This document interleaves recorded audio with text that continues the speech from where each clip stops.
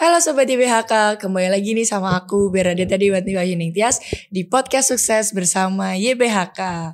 Nah, di podcast episode ke-60 ini kita akan berbincang-bincang sesuai dengan tema kita hari ini, yaitu adalah kerjasama dan tanggung jawab. Nah, kan aku udah kenalan nih, sekarang kita sudah ada narasumber. Boleh kenalan dulu Kak? Perkenalkan, saya Dwi Haryanto, alumni dari Tarsisius, angkatan tahun 93, lulus tahun 96.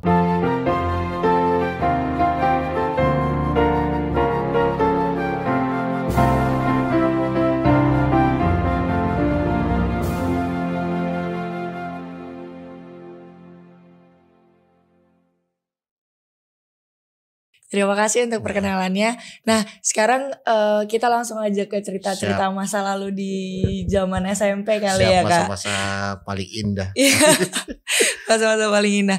Nah, sekarang saya mau tanya nih Kak, apa pengalaman di SMP itu yang paling seru gitu, yang sampai sekarang tuh masih memorable, masih teringat terus gitu?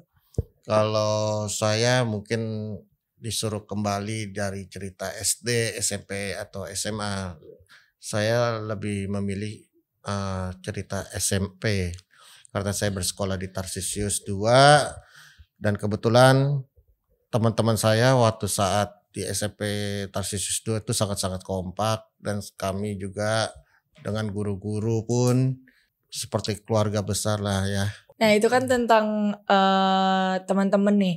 Ada gak sih memori paling indah sama guru gitu? Memori dengan guru ya banyak ya. Dari kita kadang-kadang nakal. Ya zaman-zaman itu kan saat kita menuju ke remaja.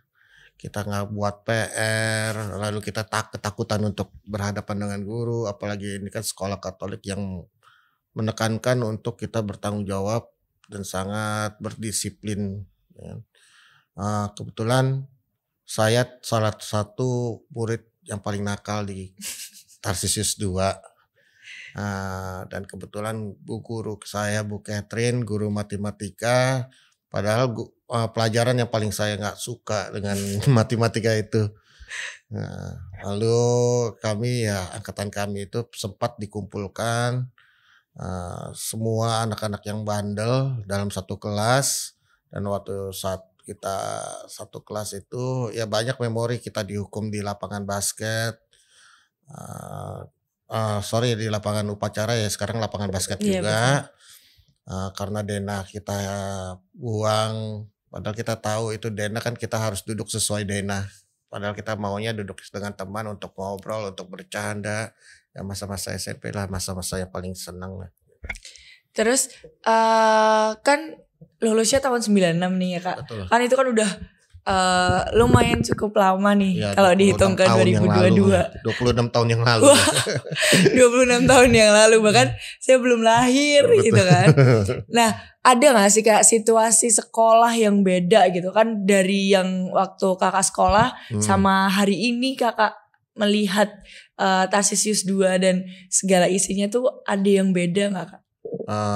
Kalau saya lihat ya banyak ya. Dari lapangan voli, lapangan basket, dan suasana itu tadi waktu saat saya datang ke sekolah Tarsisius, seperti saya sedang kembali ke masa-masa sekolah.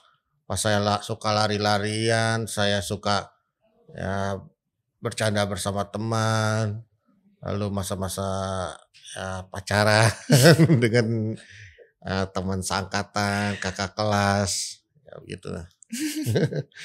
Masa-masa yang paling indah emang masa-masa pacaran ya Kak, kayaknya. Cita-cita monyet itu. Yang paling asik gitu kayaknya.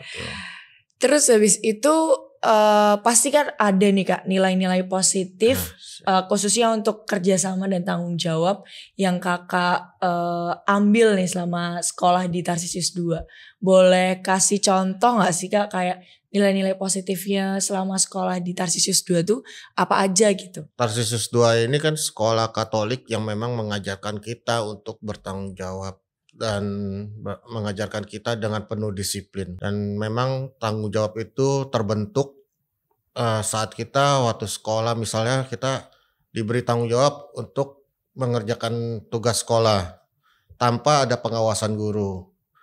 Lalu bagaimana hasilnya gitu. Dan ya mungkin saat itu ya saya mungkin banyak sering nggak bertanggung jawab gitu ya. Lalu tapi akhirnya ya saya menyadari ternyata bentukan Tarsius itu sangat mengena dalam diri saya sampai saya sekarang di dunia usaha saya harus bertanggung jawab dengan pekerjaan saya, dengan keluarga, dengan karyawan dan banyak sesama juga. Lalu kerjasama itu di SMP Tarsius dengan teman-teman sangat banyak ya. Bagaimana kita harus mengerjakan pekerjaan kelompok itu kita harus saling mengisi, maksudnya dalam artian ya kita pekerjaan itu tidak bisa kita selesaikan sendiri. Lalu kita harus janjian waktu. Lalu kita juga waktu saat kita main basket kan juga itu bentuk kerjasama juga ya. Gitu. Betul, karena kerjasama kan gak hanya di dalam kelas tapi juga di luar kelas gitu. Betul. Nah, jadi core value dari YBHK ini sudah diterapkan oleh Kak Dwi dari SMP sampai bahkan sekarang kerja, core value-nya juga masih selalu dipegang gitu. Apalagi tanggung jawab karena kan bekerja sama dengan banyak orang itu pasti harus ada kerjasama dan tanggung jawabnya gitu. Terus ada gak sih Kak tantangan-tantangan yang Kakak hadapin selama sekolah di Tarsius 2? Tantangan banyak ya. Boleh diceritain gak nih Kak? Apa aja nih tantangannya? Tantangan itu ya zaman waktu kita di SMP itu saat itu kan zaman itu masih belum ada internet seperti sekarang. Lalu belajar itu harus buka benar-benar kita hafal mata pelajaran. Kadang saat itu kita mau buka buku aja males ya kadang-kadang ya. Di kelas 3 nih hal-hal apa nih yang bikin masih memorable nih? Kalau kita nggak ngerjain apa kan penggaris itu kena di badan. Karena kalau zaman dulu masih nggak apa-apa. Iya, memang gitu. Justru karena saya melihat keras zaman dulu itu malah membentuk kita sebagai saat ini terjun di dunia usaha terbentuk dengan baik gitu. Sekarang itu guru sepertinya kurang dihormati ya dengan murid-murid ya. Misalnya dengar aja cuman hanya dimarahin dia bisa ngadu ke orang tua, nanti guru itu bisa berselisih paham dengan orang tua murid. Kalau zaman saya meskipun saya dipukul kita lapor ke orang tua, malah orang tua yang marahin balik ke saya gitu kan. Karena orang tuanya tahu kalau kita yang salah. Betul, gitu kan. Jadi justru, guru melakukan itu karena ya orang tua pasti tahu kalau kita yang salah. Kalau gitu. Pak Jaipin itu ya banyak kenangannya. Kuping ini udah sering dijewer ya. Tapi pasti itu bakalan jadi kenangan yang ya justru kenangan yang sangat membekas di hati ya. Iya, bukan malah jadi dendam, tapi kalau sekarang tuh malah kayak yang aduh dulu saya pernah diginiin nih gitu. Kenapa ya saya dulu melakukan hal seperti itu. Tapi memang begini, sedikit saya mau cerita. Meskipun saya terkenal bandel, saya terkenal dengan guru-guru sering bikin masalah. Tapi kebetulan saya nggak ada dendam, bahkan justru kita cenderung malah masih silaturahmi dengan baik. Bahkan kita juga ya itulah kita sadar didikan guru itu sangat-sangat baik untuk kita gitu ya. Dan nanti akan saya juga kan kita harus terapkan juga ke anak saya, anak-anak dan keluarga gitu ya. Jadi kalau semisal dimarahin nih sama gurunya atau diberikan nasihat itu pasti ada hal baik yang guru itu mau kasih ke kita. Betul, gitu. Bukan karena membenci kita ya. Iya, jadi ketika kalian diberi nasihat ya dengarkan saja. Terus kalau memang harus merubah sikap ya merubah sikap lah gitu. Ya adik-adik Tarsius yang masih bersekolah di YBHK baik Tarsius 1, 2 dan Damai dan sebagainya. Kalau dimarahi guru itu justru itu bentuk perhatian guru terhadap diri kita dan nanti akan sangat bermanfaat apabila adik-adik sudah di dunia usaha sewaktu mulai mesti mandiri dan juga sewaktu membentuk keluarga itu nanti akan bermanfaat banget gitu. Karena namanya guru kan kita mau yang terbaik Betul. untuk anak-anaknya. Pahlawan tanpa tanda gitu. jasa itu. Nah kan tadi kita udah ngomongin yang masa lalu nih ya Kak, masa-masa sekolah di SMP yang hampir 26 tahun yang lalu. Nah sekarang kita akan masuk ke pertanyaan tentang pekerjaan nih Kak. Siap. Nah sekarang sedang kerja di mana Kak? Saya kebetulan wira swasta. Saya punya 2 perusahaan. Yang satu bergerak di bidang obat-obatan herbal. Lalu saya juga punya perusahaan BPR, Bank Peridon Rakyat, khusus untuk simpan pinjam. Lalu saat ini ya saya lagi coba-coba dalam mengabdikan diri sebagai politisi. Saya mengejar untuk menuju pemilihan umum kursi DPRD, perwakilan rakyat daerah. Wow. Nah kan ini ada 3 nih ya Kak pekerjaan yang sedang digeluti sekarang. Nah kalau boleh dijelaskan nih, boleh gak sih Kak dijelasin satu-satu obat-obatan herbal tuh yang kayak gimana nih? Betul, gitu. Boleh. Obat-obatan herbal yang perusahaan saya jual itu bisa di browsing mereknya Esmek. Esmek itu terbuat dari kulit manggis, ekstrak kulit manggis dan daun sirsak. Fungsinya itu untuk kanker. Lalu untuk tumor, iom, dan untuk orang yang terkena penyakit lupus. Sangat baik nah itu.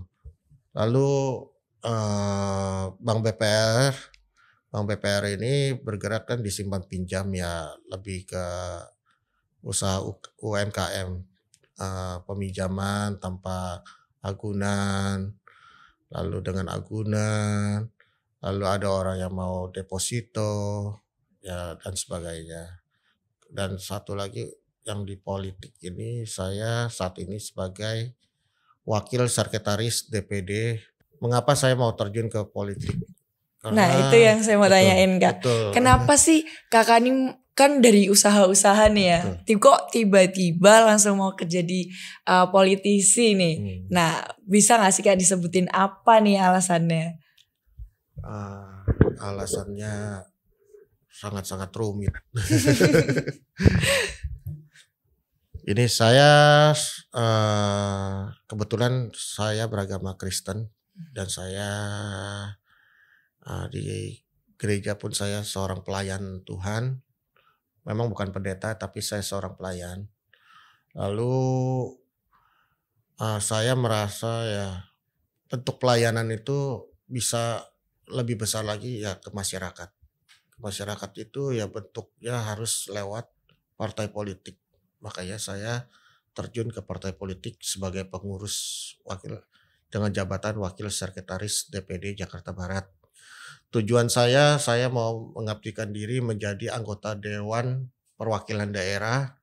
Tujuan saya itu merubah regulasi bagi masyarakat yang susah, ketimpangan.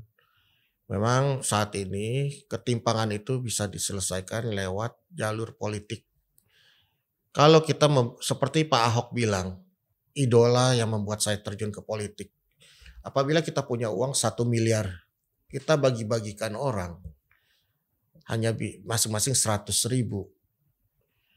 lalu habis. Bagaimana berikutnya? Uang kita sudah habis. Lalu misalnya dengan keuntungan, seberapa banyak kita bisa jangkau. Tapi kalau dengan merubah regulasi, merubah dengan politik, kita bisa memberi orang itu hidup dengan seperti orang bilang bukan umpannya tapi kailnya. Bagaimana pekerjaannya yang kita harus perbaiki sehingga dia bisa membawa anak-anaknya hidup dengan taraf lebih baik dan keluarga lebih juga hidupnya lebih baik gitu. Jadi kan ini Kak Dwi itu niatnya supaya memang dari akarnya gitu ya Kak. Betul. Nggak hanya di permukaannya doang nih, tapi dari akarnya Kak Dwi akan membantu nih mungkin orang-orang yang maaf kayak seperti kurang mampu Betul. gitu, supaya mereka punya kehidupan yang lebih layak. Betul. Gitu. Karena mau nggak mau kan kita semua manusia ini harus hidup yang layak gitu. Betul. Nah pasti kan Kak Dwi tadi kan di 3 bidang pekerjaan nih ya Kak. Yang 2 itu bisa dibilang wira swasta, yang 1 di politik. Nah ada gak sih Kak tantangan-tantangan di setiap pekerjaan yang Kakak alami sekarang?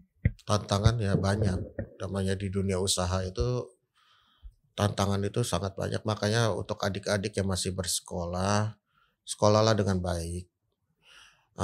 Turuti guru, dengari arahan pengajarannya, karena di dunia usaha itu tantangan itu yang nanti bisa kita terapkan dari yang apa kita dapatkan dari sekolah.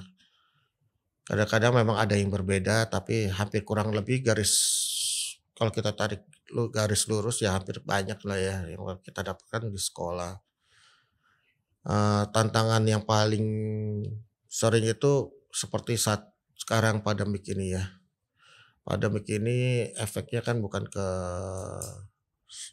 justru banyak perusahaan yang terkena dampak, termasuk perusahaan saya terkena dampak. Tapi ya puji Tuhan dalam 2022 ini sudah mulai bangkit, dan juga untuk di politik saya sedang mempersiapkan diri. Sebentar lagi 2024 Februari itu adalah pemilihan finalnya lah ibarat gitu. Oke, terima kasih Kak. Betul. Nah itu kan tantangan-tantangannya. Nah di setiap tantangan pasti Kakak akan punya pengalaman nih ya kan. Nah kalau tadi kan tantangan tuh kan hal-hal yang bikin sedih, hal-hal yang bikin kayak kecewa gitu kan. Nah sekarang ini pengalaman menarik nih yang Kakak dapat dari pekerjaan-pekerjaan Kakak. Ini apa aja sih pengalaman menariknya? Pengalaman menarik ya banyak. Susah juga ya saya simpulkan sebanyak. Saking terlalu banyak itu jadi bingung diceritakannya.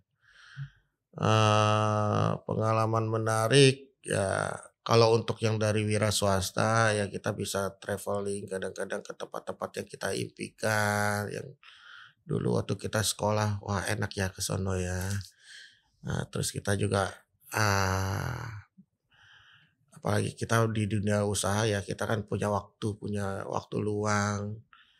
Ya menurut saya ya menarik itu ya kadang-kadang tiba-tiba perusahaan lagi butuh uang, lalu kita bisa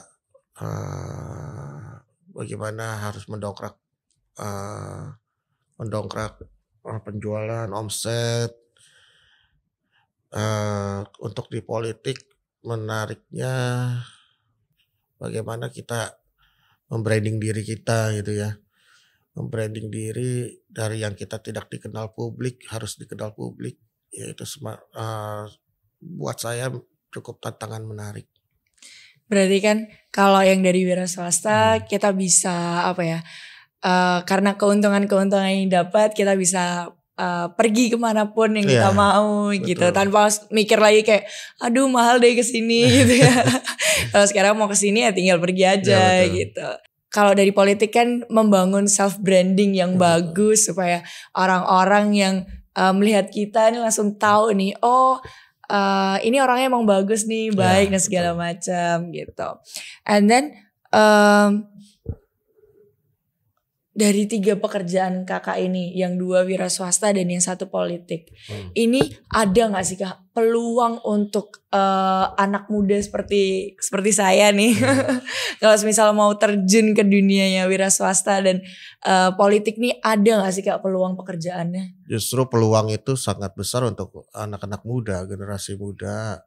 Ya untuk dunia usaha ya kita kan sekolah itu terbagi ada 3 kalau nggak salah ya, ini menurut saya terbagi dunia sekolah waktu kita bersekolah, lalu dunia kita sudah mulai memasuki dunia kerja, ya itu bisa wira swasta atau kita bekerja di perusahaan yang besar, ya menengah atau kecil juga nggak apa-apa, yang penting bisa menghasilkan uang untuk bertanggung jawab terhadap diri dan keluarga.